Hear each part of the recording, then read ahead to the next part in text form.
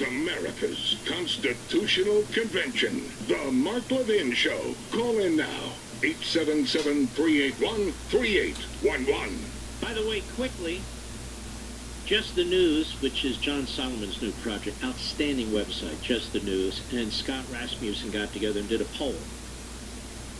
Congress is considering another major spending package to stimulate the economy. Which of the following actions would you prefer?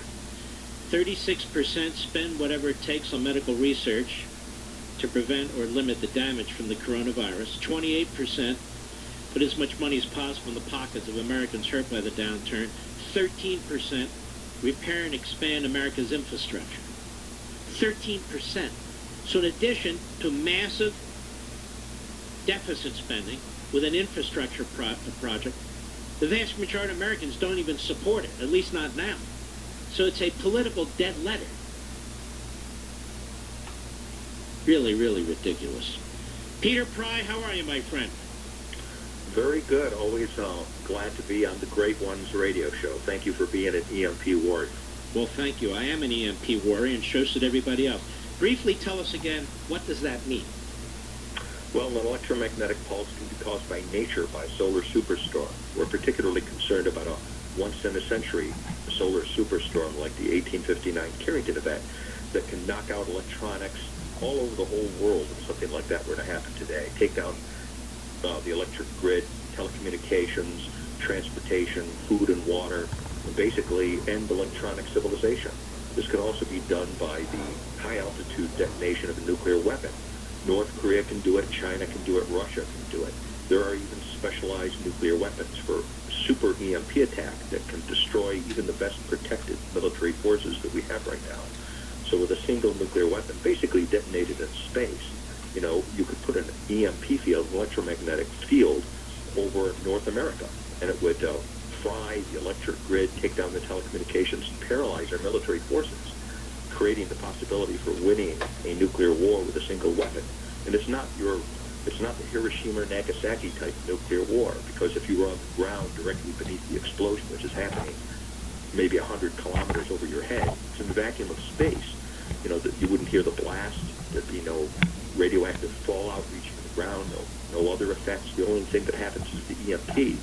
But that would be enough to kill 90% of Americans in a year, because we can't survive without electricity, without all these complicated electrical infrastructures that provide us with water and with food and with an economy that works. You can see coronavirus, which is chiefly a psychological threat, how fragile our society is. Imagine if we were hit with a real existential threat like EMP. And then there are non-nuclear EMP weapons that basically you can buy devices that are designed to create non-nuclear EMP from magazines, electronic magazines. They're not intended to be used as weapons. But if terrorists or criminals or madman got hold of one of these devices, we've arrived at a place technologically where you can topple the pillars of the civilization for an entire metropolitan area. And if a team had these non-nuclear devices, you could basically shut down the North American grid that way, too, without a nuclear weapon, and kill most of the population. Well, wouldn't the answer be, then, I'm just playing devil's advocate, just like a hurricane, you send out the public utility crews and they fix it. Why can't you just do that? Because a lot of the stuff can't be fixed. When you're talking about EMP, there are things called extra high voltage transformers, which are basically the foundation of our electronic civilization. There's 2,000 of them in the United States.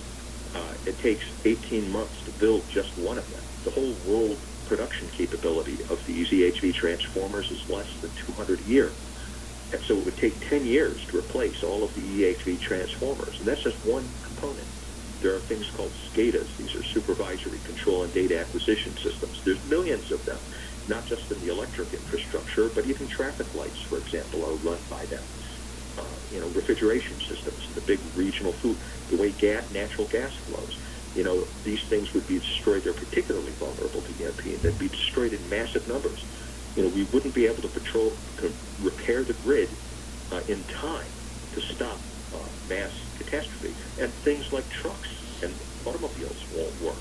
You need those in order. How would you even communicate with each other to fix the grid? Exactly. Once it goes, this is the kind of thing you don't want to do for EMP what they're trying to do with the coronavirus now, which is to throw trillions of dollars at the problem once it comes, hope you could solve it that way. That's going to get billions of people killed.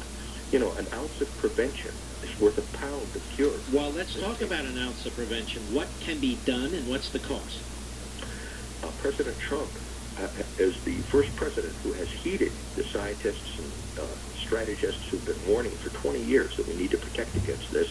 Last year, he passed an excellent executive order to protect the electric grid and other critical infrastructures from EMP. Unfortunately, he's relying on his deep state opponents. Almost everybody, there's about a dozen people who are Obama holdovers who are basically in charge of implementing this thing. A lot of these people have spent, they have ideological reasons and political reasons, and a lot of them are just stupid. They don't understand the EMP threat. They never want to do anything about it. The cost of doing it is not high. The EMP Commission estimated that for $2 to $4 billion, we could protect the electric bulk power system. Maybe for 10 or 20 billion, we could protect most of the critical infrastructures, the life-sustaining critical infrastructures, and it wouldn't have to be federal money. If you had a modest rise in the electric rates, for example, private industry could pay for that. You can actually make money by engaging in EMP protection. But $2 to $4 billion is not a lot from the Washington standard. A couple of years ago, before President Trump changed the bad policy, we were giving that much in foreign aid to Pakistan.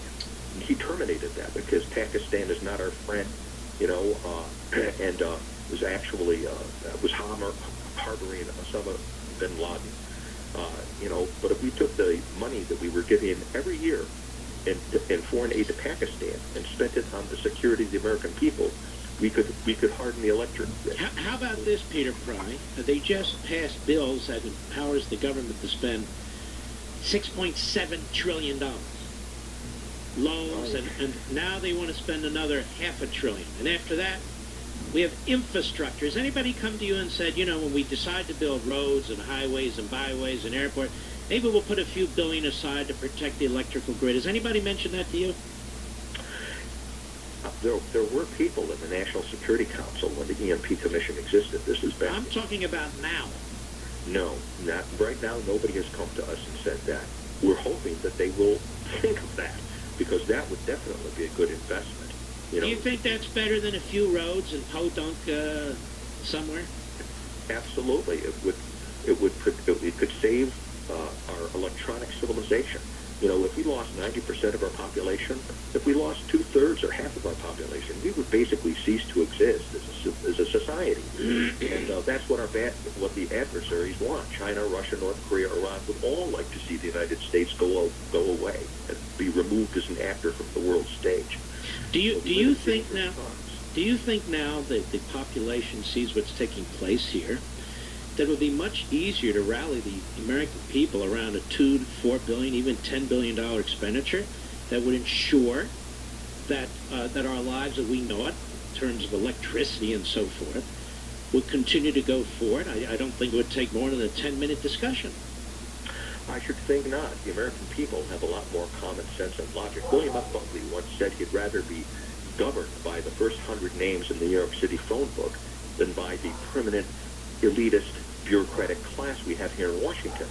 And we can see why that is true in the coronavirus crisis, because the thing that has impressed me, first, what is most impressive is how fragile our society is, that something that's chiefly a psychological threat has had such a dramatic effect. Now, you've said that twice. What do you mean by that?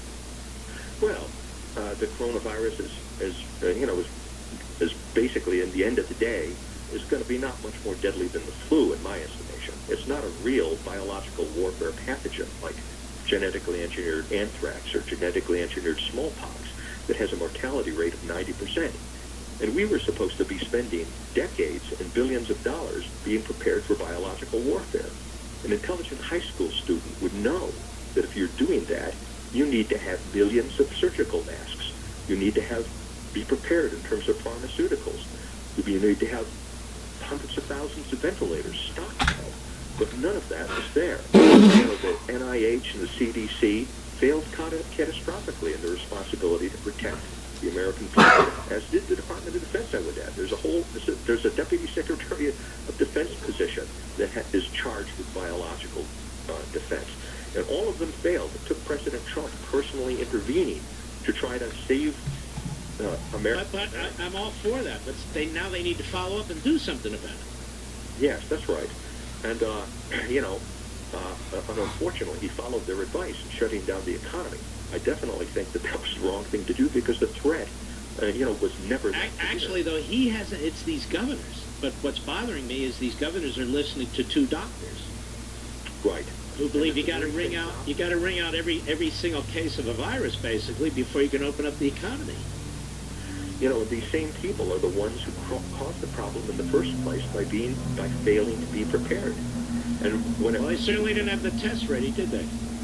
No, they didn't have the tests ready. They didn't have ventilators. They had a shortfall in all the basics. I've got to go. I got a heartbreak. They're in my ear. Peter, thank you. Have a wonderful Easter. I appreciate it very much. God bless. We'll be right back. Mark Levin.